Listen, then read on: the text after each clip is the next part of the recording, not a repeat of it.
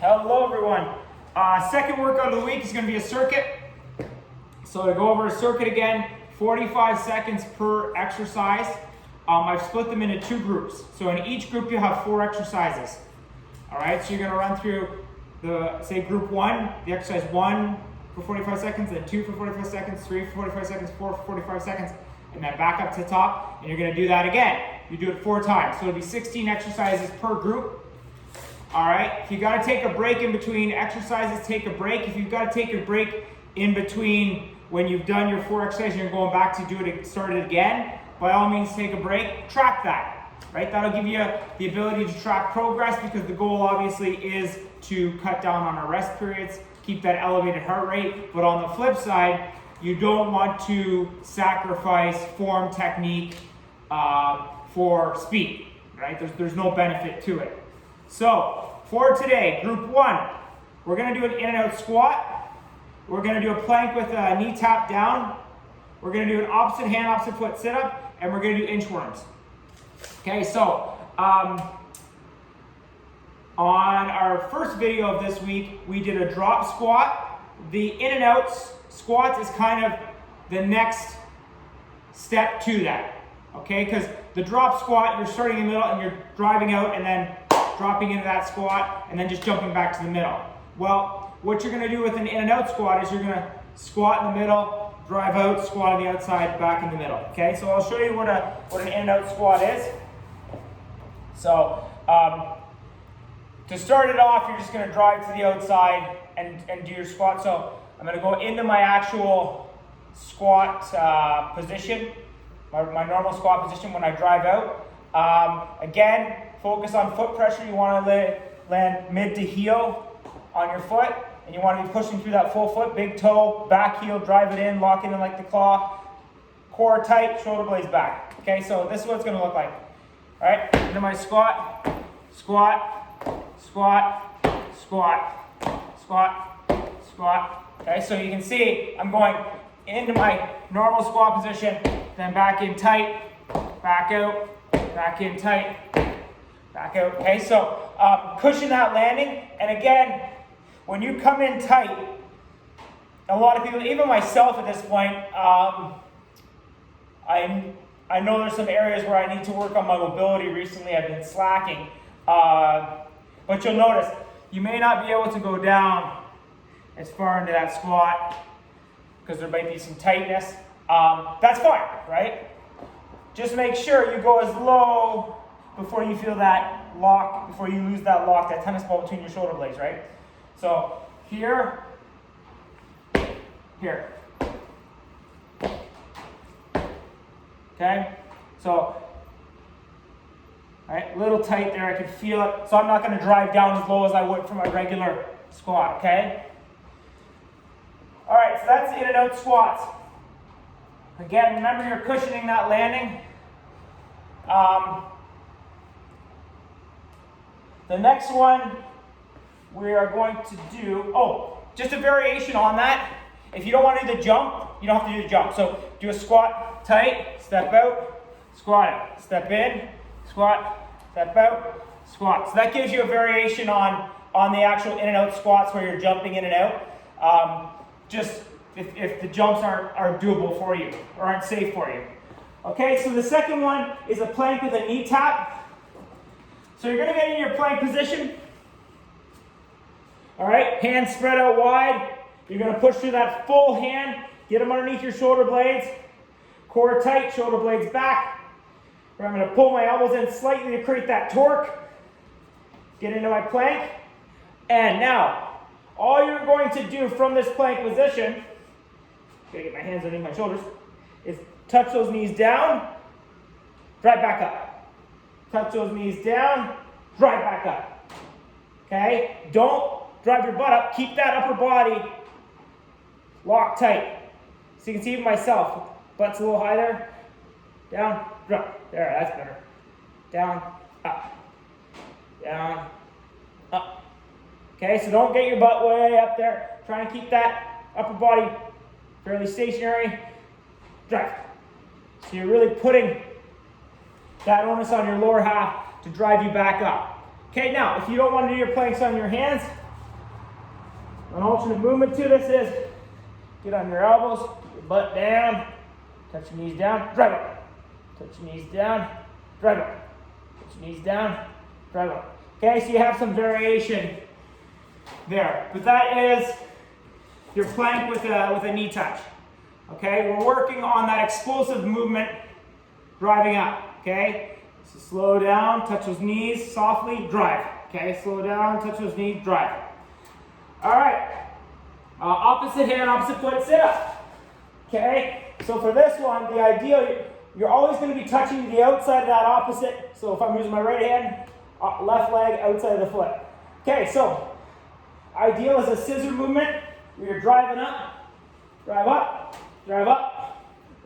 So I'm touching the outside of the tag now. If that's not possible, quote's a little tight here. If that's not possible, keep that opposite leg down under the mat. You're going to drive up to the outside of the opposite foot. Okay? Alright, so that gives you some variation. You may not be able to get up all the way to touch that outside, that's fine. Okay? Just go till you feel that core contract. Alright, so this is where I end it, that's fine. Okay? The big thing is try and keep those like just a slight bend. Slight bend in the leg, right? The slight bend is going to activate your core, right? As opposed to trying to go straight legged, but you don't want this. Okay, so just a slight bend in the leg. I would rather you not be able to touch your toe than bring your leg into you to accommodate. Okay, so slight bend. If you can only get to here, that's fine, right? Okay, so you have some variation there. The ideal is that scissor movement where you keep the opposite leg off the ground when you're doing it, but if not, you can plant that leg down. All right, that's the opposite hand, opposite foot sit up. Next one is the inchworm. Okay, I have to admit these are one of the exercises that I hate the most. Probably because my mobility is not as good as it should be. But again, work in progress. So, inchworms, you're going to go down to the ground, you're going to walk your hands out, then walk your hands back. Okay, so this is it here. Legs stay straight, into a plank, walk myself back, legs stay straight, slight bend. Okay, so you don't want to get a big bend, slight bend. So back down.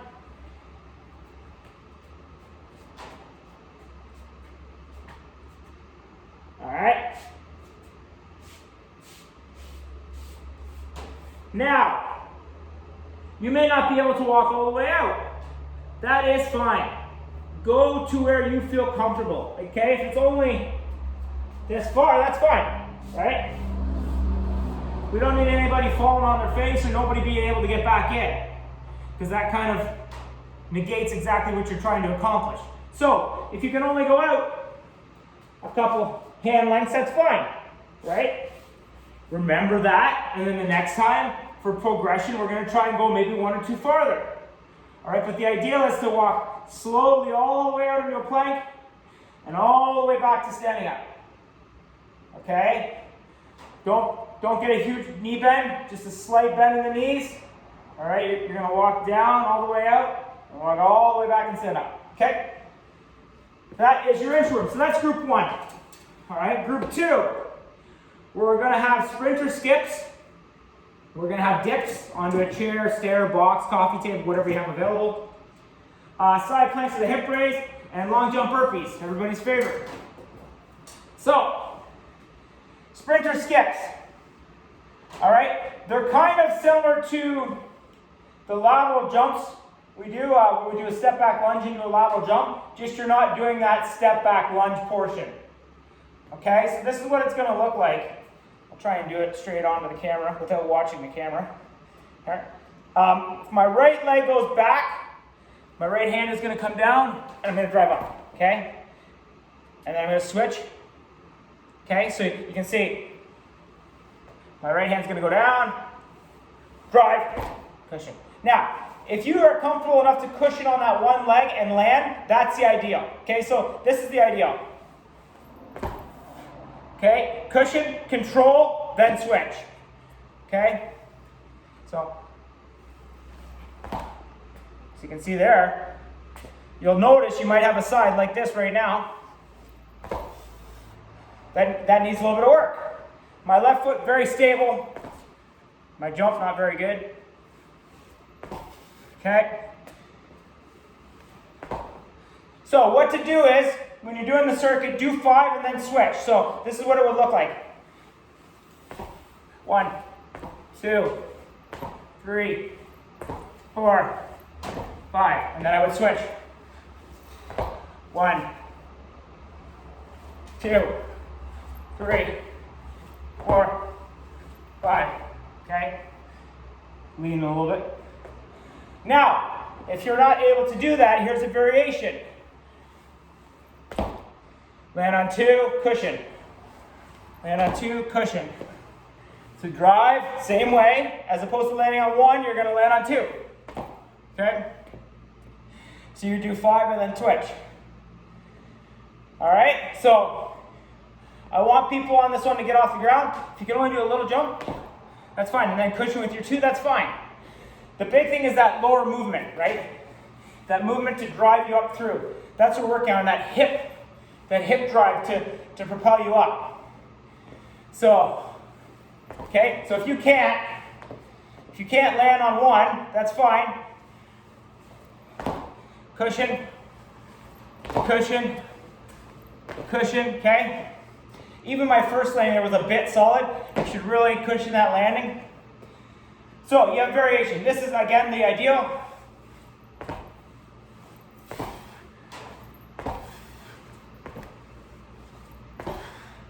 Okay, if that's not possible, your variation,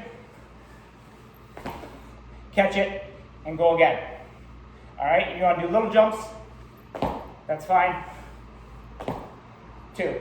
Just remember that arm for that leg that's going to drive you up. That arm's coming back and propelling you up through, and your hip drive, you're driving yourself up. Okay, so that's skater skips. Do 5, switch sides, do 5, and then go back. Next one is a dip. So, a dip onto a stair, chair, box, whatever you have available, coffee table. Hands underneath my shoulders. Okay. Same rules apply. Core tight, shoulder blades back. Walk yourself out. Okay. Try and get down to 90. Now, this is the ideal. Okay. If that's not possible, walk your feet in. Okay? Don't get too far away from your chair where you put that added strain on your shoulder. Try and stay pretty close to that chair. Okay? If that's not possible, come farther in. Okay? The closer you get your feet in towards your body, the solider the base you're going to create, right? So it's going to take a lot of the load. What that means is that'll be able to push you up easier. So even if you can only do a couple with your feet farther out, you got to bring them in. That's fine too. Just remember, hands underneath your shoulders. Okay, get them underneath your butt. Get them underneath your shoulders there. Core tight, shoulder blades back. Pull those elbows in slightly to create that torque. Again, right? You want everything to be one unit. Driving up, not individual pieces. So, core tight, shoulder blades back. Pull the elbows in slightly. Okay, so if you can only do 2 here, that's fine. Then you got to bring your feet, that's fine, right? Remember that stuff so you can use it for progressions. Next one is a side plank with a hip raise. Some people have asked me if they can do it on their hand. Yeah, by all means, you can do it on your hand. You can do it on your elbow. Me personally, I get more activation out of using it on my elbow because then I can really focus on that drive, but it's totally your choice. Okay, you can go on your hand, you can go on your elbow. The main thing is make sure that body is in a straight line. Okay, you don't want your butt way back, you don't want your hips way forward. Create that straight line, similar to a plank, right? You know the position you should be in a plank. This is just applying it on a lateral. Okay, so you're going to do 5 on one side, turn over and do 5 on the other. So your side plank.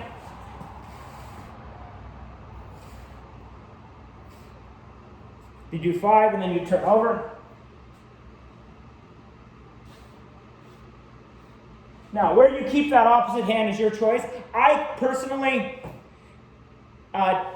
put my hand on my side to ensure that I'm activating those muscles. You'll feel them, but some people keep it up for balance. Some people come across the chest. Totally your choice. Just for me, it's just a reminder of the muscles that I'm supposed to be activating during that movement. So that's why I do my opposite hand that way. But again, totally your choice. Just make sure your body's in that straight plank position. All right, long jump burpees. Everybody's favorite.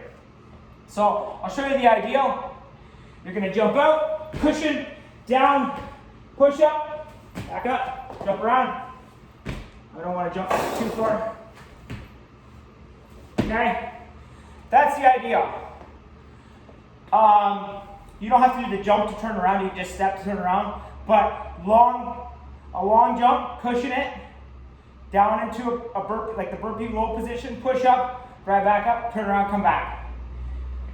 To make it a little bit easier, just shorten your jumps, cushion that, down, push up. Okay? Now, if you want to go down to your knees to your push up, totally fine. Long jump out, cushion, down to your knees, good plank position, push up, back up, repeat. Okay? So you have some options there.